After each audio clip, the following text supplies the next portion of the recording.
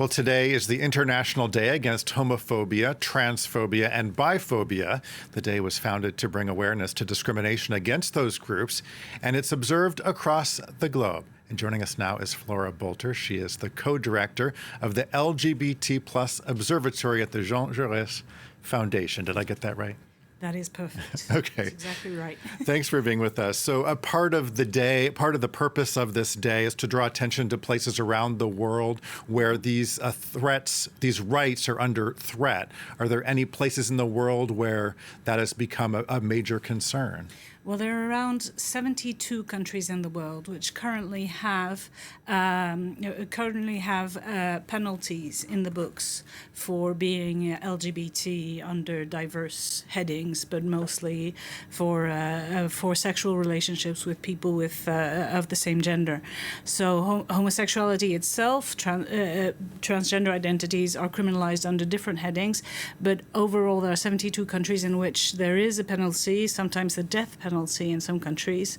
And there are many countries in which even without a legislation criminalizing the fact of being LGBT, you do have quite a lot of repression that is socially accepted, and people are not protected against violations of their fundamental human rights, such as even the right to live, the right to exist. What about Russia? I know you recently wrote about this. Yes, we work with different civil rights organizations, and we have presented an event with Amnesty International and a number of other organizations. Russia is, of course, a source of major concern, also because it is using the fight against so-called LGBT values or the promotion of LGBT ideology in its foreign policy as an explanation of why it is morally superior to the West, to liberal democracies, and there is a very violent discourse there, which de facto legitimizes any type of violence, and this includes very egregious types of violence against LGBT persons.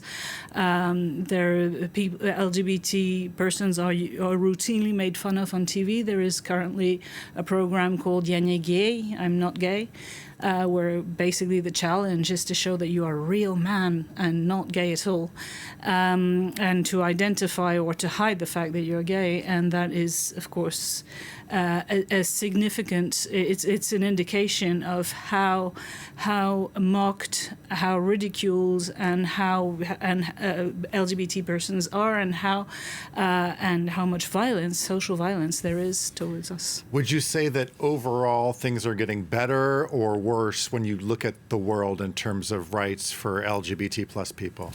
Well, we're having the conversation, and the simple fact that we are having this conversation, that there are movements for the global decriminalization of homosexuality, those factors, these facts are a sign that things are getting better. They are getting better, but they're slowly getting better.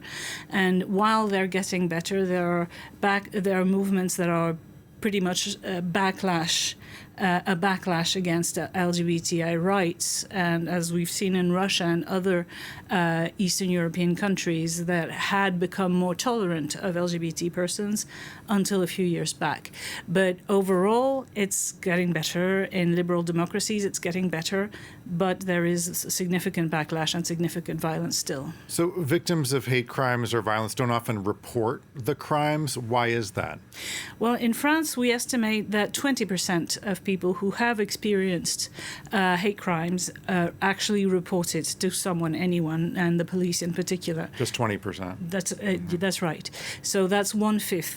So we've had the indications from the ministry, from the Ministère de l'Intérieur in France. Yesterday they were published. So there is an increase in the number of complaints, and there has been an increase for the past few years. So people are making complaints, are telling it to the authorities. But this is a slow movement, and overall there is still a lot of effort to be done. Most of anti-LGBT hate crimes are not reported, and we still have a long way to go. Okay, we want to thank you, Flora Bolter, co-director of the LGBT Plus Observatory at the Jean Jaurès Foundation. Thanks a lot for joining us. Well, thank you for having me. Okay. Well, that's it for now. Stay tuned for more world news coming up here on France 24.